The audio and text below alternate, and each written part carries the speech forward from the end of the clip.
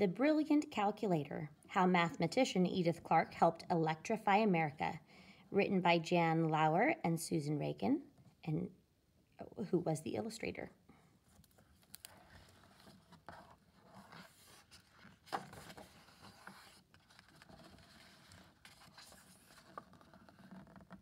says math plus girls equals electrical engineers. And it says, for those girl mathematicians who enjoy problems and delight in solving mathematical puzzles, electrical engineering is an ideal profession. And written in cursive.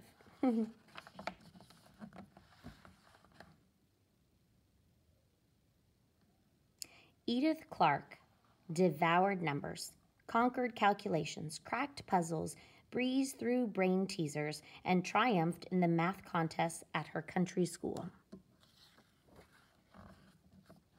One of the 7 girls and 2 boys on her Maryland farm, Edith dreamed of building railroads, dams, and bridges, and traveling the world. When Edith was 7, her father died.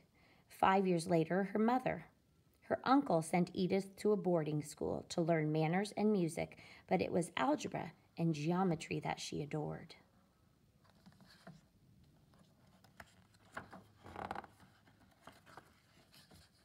Edith finished school as the 20th century began.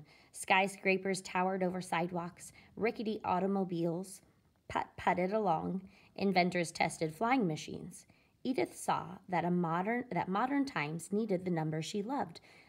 Measurements and computations made dreams become reality.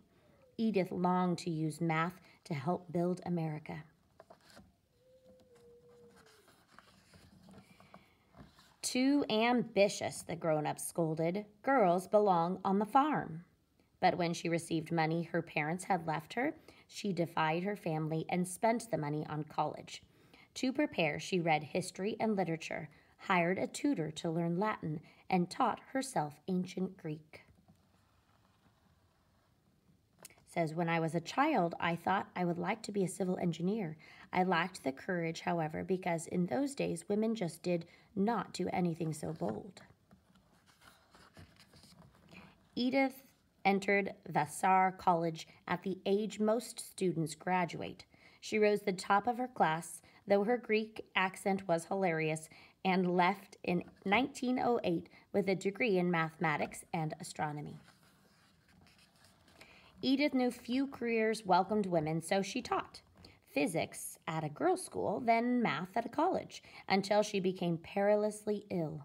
Edith feared she would die like her parents and 4 of her siblings, but she survived. It says, I thought to myself, what a pity to die and never have tried, and I determined to fulfill my ambition if I lived.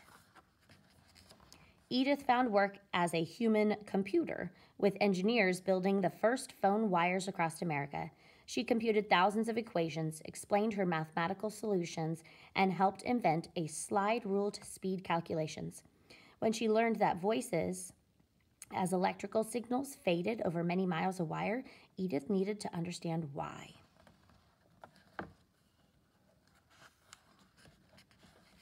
At night, in engineering classes, she investigated electricity. It was impossible to hold. It was dangerous and deadly. It zoomed thousands of miles in only a second. Edith discovered electrical power wires weakened and broke. If they were overloaded, they could burst into flames.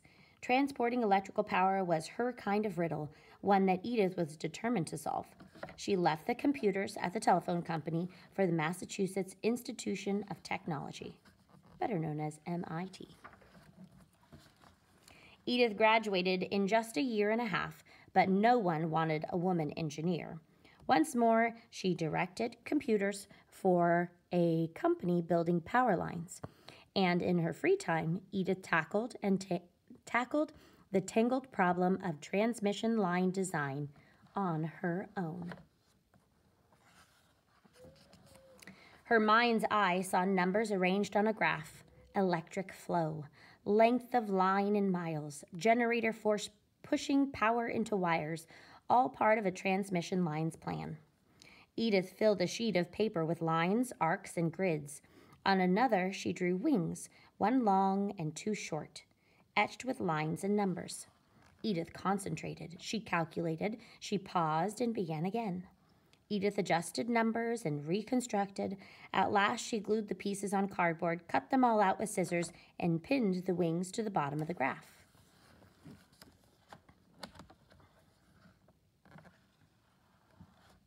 As Edith slid the wings over the grid, lines connected and moved on, meeting number after number. She solved an equation by hand, then with her paper tool.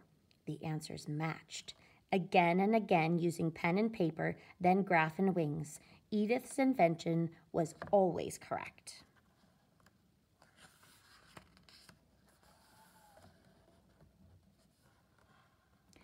One by one, the transmission engineers surveyed Edith's calculator. They solved equations first by hand, then with her paper tool.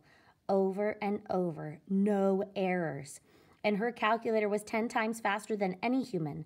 In a flash, they adopted Edith's brilliant apparatus and hired Edith, America's first female electrical engineer. See all those names? Westinghouse, Tesla, Clark, Morgan, and Edison.